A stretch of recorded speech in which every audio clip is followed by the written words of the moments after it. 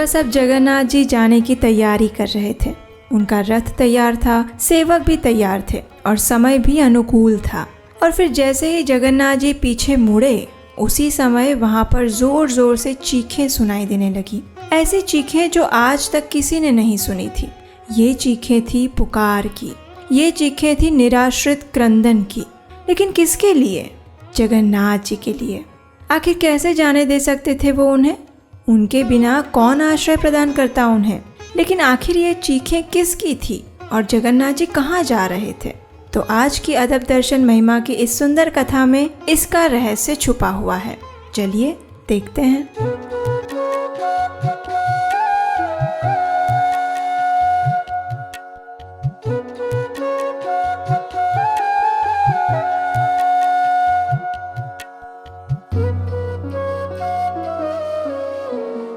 हरे कृष्णा। हमारे प्यारे जगन्नाथ जी इस धरती पर अनेक लीलाएं करते हैं। उनकी प्रत्येक लीला के पीछे कोई ना कोई रहस्य छिपा होता है और ऐसी ही एक लीला है अदब दर्शन लीला। इसी लीला की सुंदर कथा के पहले भाग में हमने जगन्नाथ जी के प्रिय भक्त इंद्र स्वामी की कथा सुनी।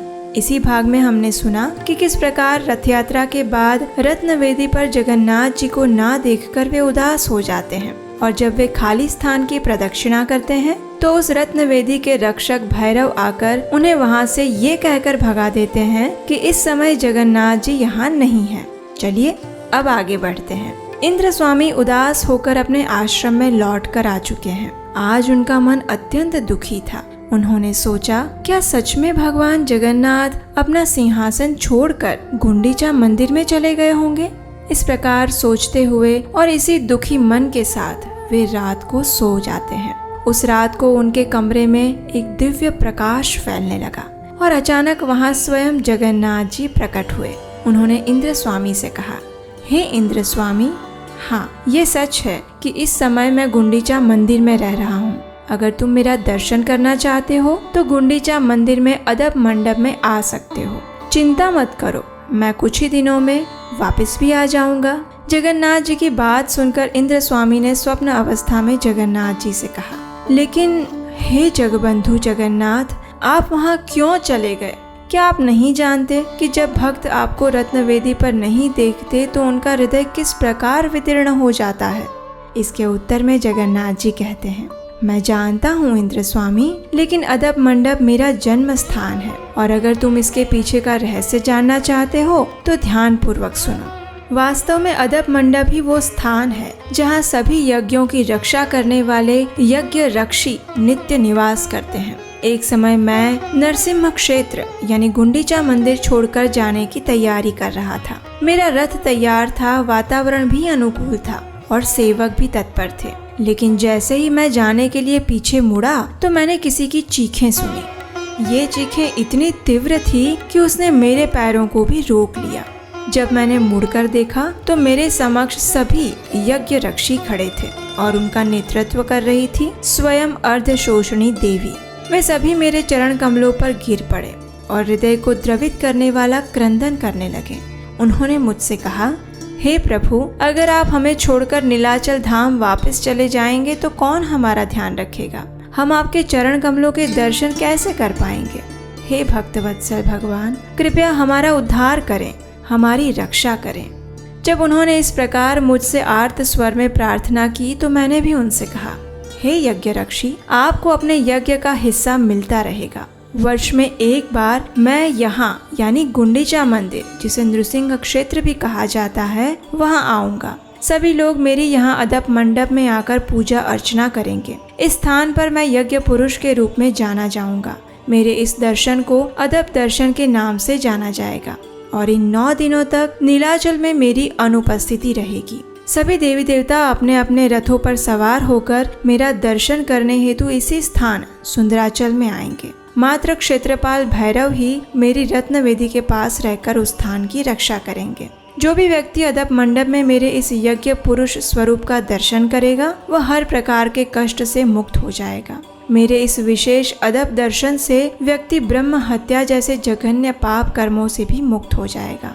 जो व्यक्ति 9 दिनों तक मेरा यहाँ दर्शन करेगा वह इस भौतिक जीवन में हर प्रकार के सुख को प्राप्त करेगा और जीवन के अंत में मेरे धाम वैकुंठ की प्राप्ति करेगा। इस प्रकार कहकर अब जगन्नाथ जी इंद्र स्वामी के स्वप्न से अदृश्य हो गए।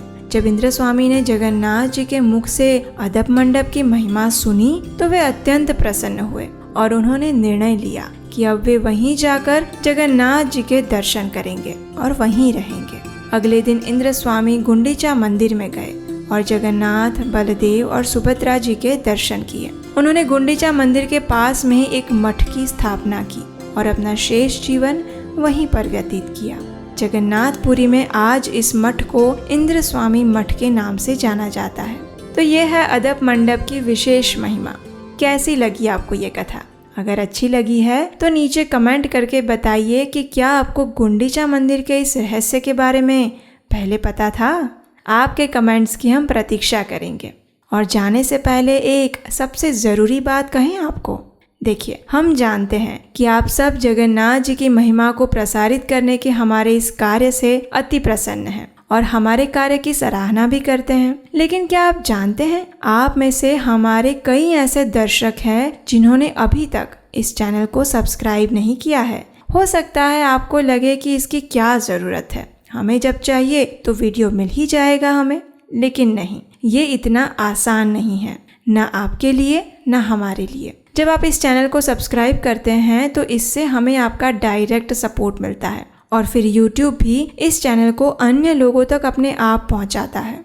इसलिए अगर आप सच में हमारी सहायता करना चाहते हैं तो आप भी आपके अपने इस चैनल को सब्सक्राइब करिए और आपके मित्रों और परिवारजनों को भी करवाइए। और अगर आप कुछ आर्थिक रूप से हमारी सहायता करना चाहते हैं तो स्क्रीन पर नंबर दिया गया है, उस पर आप अपनी इच्छा अनुसार अपना योगदान भेज सकते हैं। और हमें पूरा विश्वास है कि इस वैदिक साहित्य और भगवान की महिमा को प्रसारित करने के इस महाअभियान में हमें आपका प्रेम और आशीर्वाद सदैव प्राप्त होता रहेगा। तो चलिए मिलते हैं अगली सुंदर जगन्नाथ कथा के साथ बहुत जल्द। तब तक के लिए चलिए जगन्नाथ जी को अपने मन और हृदय में स्मरण करते हैं और उनकी महिमा को गुनगुनाते हैं। भुजे सव्ये वेणुं शिरसि शिखि पीच्छं कटितटे दुकूलं नेत्रान्ते सहचरकटाक्षं विदधते सदा श्रीमद्वृन्दावनवसति लीला परिचयो जगन्नाथ स्वामी नयन पथगामी भवतु मे। जगन्नाथ स्वामी नयन पथगामी भवतु मे। हरे कृष्णा।